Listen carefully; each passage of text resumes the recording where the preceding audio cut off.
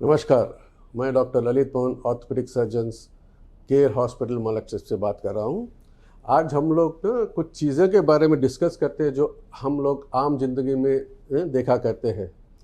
ऐसे काफ़ी सारी चीज़ें हैं, बट मैं आज घुटनों के दर्द के बारे में कुछ जानकारी देना चाहता हूँ। ठीक है, देखिए, घुटनों का दर्द जो है हमको उसको अलग से डिवाइड करना चाहिए। घुटनों का दर्द बच्चों में क्यों होता है, उसका इलाज क्या है, बड़ों में क्यों होता है, वो कारण क्या है और उसका इलाज क्या है, और जो वृद्ध अवस्था में जो घुटनों में दर्द होता है उसका कारण क्या है और उसका इलाज क्या है। ये सब चीज़ें अलग अलग होती हैं। ठीक है, हम फर्ज करिए बच्चों में घुटने का दर्द, खासकर जो बच्चे होते हैं, जो टीनेजर्स होते हैं, जो बढ़ते हुए बच्चे होते हैं ना, उन लोगों में घुटनों का दर्द दो कारण होते हैं। एक जो होता है विटामिन डी की डेफिशिएंसी से, हम लोग जिसको बोलते हैं रिकेट्स, जो घुटनों के ज़्यादातर घुटनों के आसपास दर्द होता है। बच्चा जब जाता है थोड़ा भी करता है तो दर्द बोलता है, रातों में दर्द से उसको काफ़ी परेशानी होती है। तो जब हम देखते हैं, जब हम एक्सरे निकाल के देखते हैं तो हमें पाया जाता है कि उसको रिकेट से साइंस और सिम्टम्स दिखते हैं एक्सरे में। हम लोग उसको उस तरह डायग्नोस करते हैं, थोड़े से इम्तिहान कराते हैं और उसका ट्रीटमेंट करते हैं। जैसा कि ट्रीटमेंट हो जाएगा वो बच्चा ठीक हो जाएगा। इसका जो ट्रीटमेंट जो रहता है, इसको हम जो देते हैं, कैल्शियम देते हैं, विटामिन डी का, या टैबलेट फॉर्म में बोलो या सैचेट फॉर्म में, अगर ज़रूरत पड़े तो उसको इंजेक्शन भी देते हैं। ये सब हमें तब पता चलता है जब हमें ब्लड का टेस्ट करते हैं, जिसमें अल्कलाइन फॉस्फेटेबल का एंजाइम रहता है। वो काफ़ी मात्रा में अगर बढ़ गया है तो मतलब इसको बहुत ज़्यादा डेफिशिएंसी है। वैसी तरह एक्सरे में थोड़े से हमको साइंस दिखते हैं, उसमें हमें पता चलता है कि इसको कितनी ज़्यादा बीमारी है या माइल्ड बीमारी, वो हिसाब से हम लोग उसको उसकी खाना पूर्ति करते हैं विटामिन डी की। ठीक है, और दूसरा कारण बच्चों में घुटनों के दर्द का होता है इन्फेक्शन। ये छोटी सी मार से एकदम से घुटने में दर्द होता है, बच्चा बहुत दर्द करता है और चलने में लंगड़ाता है, ठीक से चलना ही नहीं होता, और कभी कभी उसे बुखार भी आने लगती है। ये चीज़ में हमको ध्यान देना है। अगर बच्चा लंगड़ के चल रहा है, एक फर्ज करो गिर गया है, 2 दिन के बाद उसको चलने में तकलीफ हो रही है, 2 या 3 दिन में जब हम पैरासीटामोल देते हैं, जो पेन किलर देते, उसी से बच्चे को ठीक नहीं हो रहा है, बच्चा बीमार लग रहा है या बुखार आ रहा है, तो इसको फ़ौरन डॉक्टर के पास ले जाना चाहिए, ऑर्थोपेडिक डॉक्टर को। इसको एक्सरे कराना है और बहुत ज़रूरी है ब्लड टेस्ट कराना है, क्योंकि अक्सर पाया जाता है कि इनको इन्फेक्शन जो अर्ली स्टेज में डिटेक्ट करें हैं तो उसको 100% क्यूर कर सकते हैं।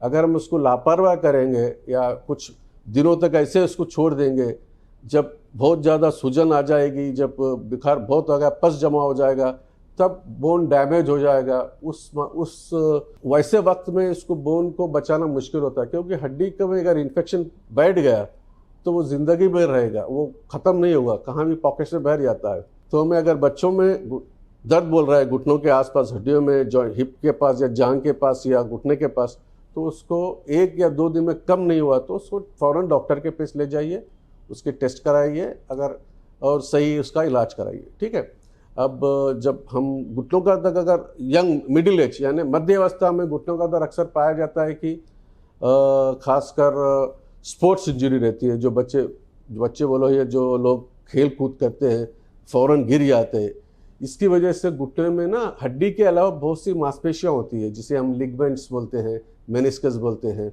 ठीक है, इसमें ट्विस्टिंग इंजरी से क्या होता है, डैमेज हो जाता है, तो इसकी वजह से काफ़ी दर्द होता है। जैसा कि हम लोग ACL बोलते हैं, PCL बोलते हैं। ये क्या करता है, लिगमेंट बोलते हैं। ये घुटने की स्टेबिलिटी को रोक के रखता है। अगर वो डैमेज हो गया तो उसको स्टेबल नहीं रहेगा, बार बार गिरने लगते हैं। उसी तरह मेनिस्कस बोल के रहता है, शॉक अब्जॉर्बर काम करता है घुटने में। अगर उसमें टीयर हो गया है तो कभी वेट डालेंगे या थोड़ा सा ऐसा करेंगे तो पेन होगा। ठीक है, और लिगमेंट्स इंजरी रहते, तो ये जो है स्पोर्ट्स इंजरी होते हैं। तो इसके लिए आपको अगर कोई है तो स्पोर्ट्स स्पेशलिस्ट को दिखाना चाहिए। और ये बीमारी अक्सर हमें एक्सरे में पता नहीं चलता, इसके लिए MRI कराना ज़रूरी होता है, और MRI के फाइंडिंग्स के हिसाब से उसका इलाज करना रहता है। ठीक है, और दूसरा कारण होता है मध्यावस्था में घुटनों का दर्द यूरिक एसिड बनने से। आजकल बिकॉज हम लोग ज़्यादा टेस्टें कर रहे हैं, उसलिए पता चल रहा है यूरिक एसिड काफ़ी लोगों में बढ़ा होता है। तो ये क्या होता है, यूरिक एसिड जब बढ़ जाता है तो उसको यूरिक गौट बोलते हैं। ठीक है, ये अक्सर जॉइंटों में इफेक्ट करता है। जो अपना बड़ा अंगूठे के पास है ना, वो जॉइंट कॉमन होता है, लेकिन हमने काफ़ी देखा है ये एंकल या घुटने में दर्द की वजह से भी यूरिक एसिड से दर्द होता है। अगर ऐसा कुछ दर्द है तो हमें ये ब्लड टेस्ट से मालूम चल जाएगा। अगर वंस को ट्रीटमेंट करेंगे तो वो पूरी तरह ख़त्म हो जाएगा। और दूसरा जो कॉमनली देखा गया कि ऑस्टियोआर्थराइटिस, ये बहुत कॉमन है, ये मध्यावस्था में और वृद्धावस्था में काफ़ी किया जाता है। अगर घुटनों में दर्द होता है, बैठने से उठने में तकलीफ हो रही, सीढ़ी चढ़ने उतरने से तकलीफ हो रही है, या आप ज़्यादा चल नहीं पा रहे, घुटनों में दर्द हो रहा है, सूजन आ रहा है, तो हमें डॉक्टर के पास जाना है, उसका एक्सरे करा के देखें तो हमें पता चल जाएगा कि ये कौन से स्टेज पे है।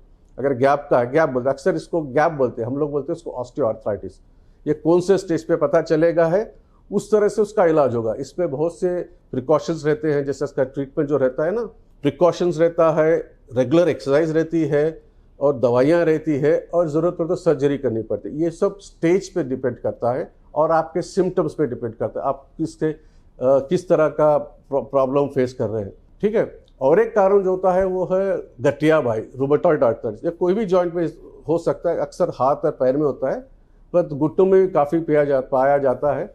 अगर इसको सही डायग्नोस करके सही इलाज करें तो ये एकदम ठीक हो जाता है, लेकिन इसके लिए हमें काफ़ी दिन तक या लॉन्ग टर्म पे इसको कुछ दवाइयाँ देते हैं जो कि एक्यूट स्टेज में, यानी अब जब दर्द ज़्यादा आता है तो हम कुछ ज़्यादा दवाई देते हैं जिसमें स्टीरॉयड भी शामिल होता है, वो देख के उसको सूजन कम करते हैं, फिर उसको मेंटेनेंस डोज बोलते हैं, हम डिजीज मॉडिफाइंग एजेंट बोलते हैं, ड्रग मॉड्यूलेटर्स, वो देख के उसको लॉन्ग टर्म लेना पड़ता है ताकि ये सब ठीक हो जाए। और जो प्रिकॉशन जो लेना है, आप कारण कोई भी हो, ये घुटने के दर्द, ठीक है, इसका इलाज होने के बाद बहुत इंपॉर्टेंट है फिजियोथेरेपी, एक्सरसाइज।